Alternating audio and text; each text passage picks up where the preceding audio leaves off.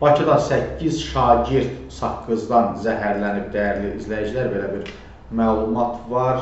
Bugün Bakı şəhərinin 14 nömrəli tam orta ümumi təhsil məktəbinin 8 şagirdi naməlum səbəbdən özlərini narahat hiss edib. Şagirdlərdə ümumi narahatlıq və ürək bulanma əlamətləri müşahidə edilib.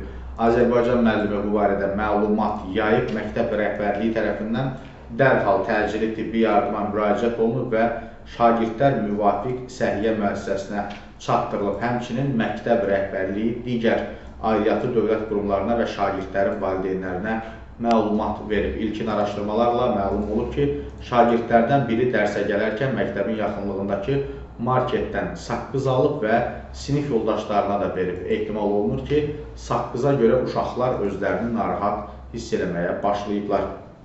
Məsələ ilə bağlı aidiyyatı dövlət qurumları tərəfindən müvafiq araşdırmalara başlanılıb. Qeyd olunan şagirdlər müvafiq müayinə və uyğun tibbi prosedurlara cəlb olunub. Vəziyyətlərinin qənaətbəxş olduğu bildirilir və faktı təbibdən də təsdiqləyiblər. Qida Təhlükəsizliyi Agentliyindən isə bildirilib ki, məsələ agentliyin regional bölməsi tərəfindən nəzarətə götürülüb, müvafiq qurumlarla birgə araşdırmalara başlanılıb, nəticəsi barədə əlavə məlumat veriləcək.